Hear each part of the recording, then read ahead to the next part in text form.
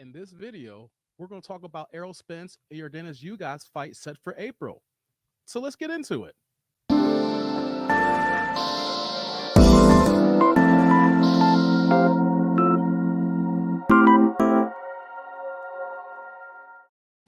Welcome back, everybody. I'm that dude named Dave, and I am back with the Boxing Now podcast. Have been gone for a few weeks here, but we back at it again. Before we get started this video, what I want you guys to do is click on like, subscribe, and click on that bell notification below. Why? I'm a struggle streamer. I admit it. I need some help, and I need that YouTube algorithm. So let me give you guys a few seconds so you guys can do that. Okay, gave you guys a few seconds there. So let's get to the video here. Once again, let me apologize to the Boxing Now fans here. I was gone for a few weeks here. Had a few family members sick, with that thing we got going on. Don't want to say it for the YouTube algorithm, but had some things going on. Your boy wasn't impacted.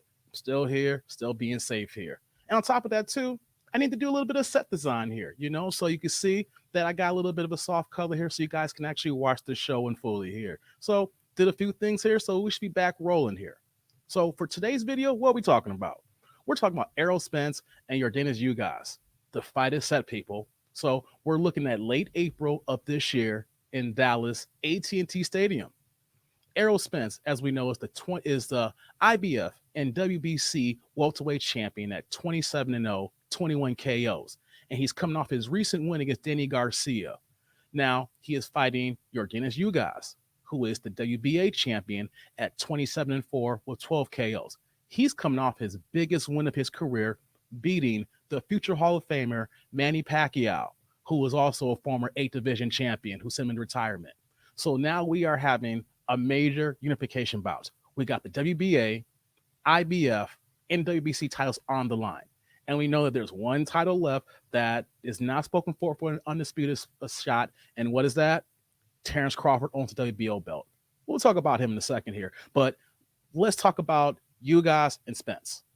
Now, if you guys have been following my podcast, you know that before we rebooted this here, and even last year, I had been talking about this fight was going to happen way before Ugas even had a scheduled fight with Manny Pacquiao. Way before that Errol Spence had a fight scheduled with Manny Pacquiao before he had to back out of his eye injury. But the fight is here. It's going to be in Dallas. Major implications here. Reason why I say that, we talked about this before. We have all the politics. Reason why we haven't seen Terrence Crawford and Errol Spence fighting each other, which we do want to see them because not only are they the best two fighters in welterweight, arguably we can make the example or comparison that they are two of the top 5 fighters in all of boxing. It doesn't happen all the time that we have two of the top fighters in the same division. So we can understand how people are upset, don't think this fight's going to happen, and saying boxing is being boxing. We had the same issue years ago when we had Floyd Mayweather and Manny Pacquiao, when it took them over 5 years to get into the ring. And this fight is not on the level commercially that this is. So it just makes people shake their head saying, why are these two not going to fight here?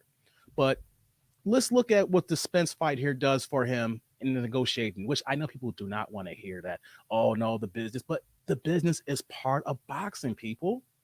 We cannot deny that here. So one thing that we do know, this is going to be Spence's 3rd time fighting in Dallas Stadium. So if he has similar results fighting Ugas and he wins, it's a big if, because I will say that Ugas is a tough son of a bee. Okay, he comes from that classic Cuban background. He's a southpaw, and you know what though? It's just going to be a lot of work for Errol Spence to put in for the win. Am I saying that he's going to lose? No, I'm betting on Errol Spence, but can he lose? Oh yeah, this man beat Manny Pacquiao, and I was on the record last year when I felt that you guys beat Sean Porter. I have said that many times. I tell everybody, turn the volume off. Watch that fight, and you can see why Sean Porter didn't want to give him a rematch. Plain and simple. But let's get back into it here. This fight's going to be in Dallas. That is a huge arena, people. So when we get into the Terrence Crawford aspects and like who deserves more, should it be a 50-50 split, 60-40, 70-30? Here's what's going to happen here. If Errol Spence has a good showing where he gets over 40 or 50,000 in Dallas, where he's from Texas. I mentioned before, him and Jerry Jones. Jerry Jones wants to make more commercial events in his arenas. He has the practice stadium as well as AT&T Stadium. Miguel Cotto actually fought in that practice stadium, and I believe that Errol Spence's first fight in Texas was in that practice stadium. Jerry Jones is making relationships with Texas boys, and he wants to make that money. And we saw him when he was in the ring with Errol Spence. So the fact that we're in another scenario where Errol Spence is fighting in a more bigger commercial arena. Let's add the fact that if he has anywhere from 300,000 pay-per-view buys because they got months to promote this year, then he gets the third belt.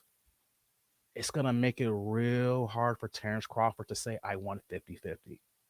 This fight means so much to the welterweight division because if Errol Spence wins, he's a three-belt titleist while trying to do this unification fight. And then what can Crawford say to say, hey, I deserve this amount of the lion's share? When his last pay-per-view was in November against Sean Porter, which he got the KO. I was there at the Mandalay Bay. Spectacular event. But you know what, though? I believe it barely did 100,000 pay-per-view buys. It was on the ESPN app, so that didn't help. But the point is that boxing is not just about the sport. It's about the business. So when this fight occurs, and if, let's say that Errol Spence loses, you know what's going to happen? They're going to run that back. So because the PBC is going to keep that in-house. But what if, let's move further here. What if Errol Spence wins? He has 3 belts here. Are we going to see Terrence Crawford? Unfortunately, I think that we might see Keith Thurman next. Depending on when you're watching this video here, Keith Thurman's fighting Saturday, February 5th. Shout out to my mom's birthday that day. But Keith Thurman's going to be back. This is his first fight since he lost his first and only fight to Manny Pacquiao. Now, as we know that Keith Thurman, his record is 29-1 with 22 KOs. Only lost to Manny Pacquiao. And then take away the first round knockdown that Manny Pacquiao got on him, a very, very hard fight that Thurman probably would have won if that knockdown didn't occur. Just shows the brilliance and greatness of Manny Pacquiao, but also just how much in the scoring happens in these fights here that Keith Thurman is probably an undefeated fighter with Manny Pacquiao on his resume. But he's making his comeback here against Mario Barrios. They're saying it's an eliminator. I don't know why. I mean, there's so many conflicting reports about this, and it's going to be on pay-per-view as well. So another $74 that the PBC is putting out there. But how's it an eliminator when Barrios is moving up to welterweight? He's never been a WBC, contender at this division. He's fighting at a lower weight. And then we got Thurman, who hasn't fought in a couple of years. It's just the politics and the organizations and the sanction bodies that have these problems here. But let me get to the point here. That Thurman, if he wins Saturday night, he's only lost is to Manny Pacquiao. He has a great welterweight resume, which has been his only pit stop in his boxing career is at welterweight. And he's someone that the boxing people do like because he does talk. Sometimes I don't like the things that he say, but he's a personality. And that's what athletes are supposed to do. They're supposed to sell the fights. So we got him in February, Errol Spence Ugas in April, which means that the PBC might be putting on another $74.99 pay-per-view at the end of the year. Round probably Canelo Alvarez's September fight, September, October-ish for a unification fight, maybe December-ish, depending on the timing of it here. But that is what we're looking at here. So I want to know what you guys think here. Do you guys want to see Keith Thurman, if he wins tomorrow night, against the winner of Errol Spence and Ugas? Of course, we want to see Terrence Crawford. How about we see Terrence Crawford fight Keith Thurman? I mean, Keith Thurman has said that he tried to make a fight with Terrence Crawford, but he turned it down for Sean Porter. Don't know how much truth it is because, guys want to talk a lot of stuff when they're marketing and promoting the fight. He has a fight on pay-per-view. He needs to sell it because need people to buy it. It's not on regular terrestrial TV. So I don't know how true that is, but Thurman did state that, though. But what do you guys think about a Thurman-Crawford fight? If Thurman looked good, I'd be here for it. But you know what we want to see?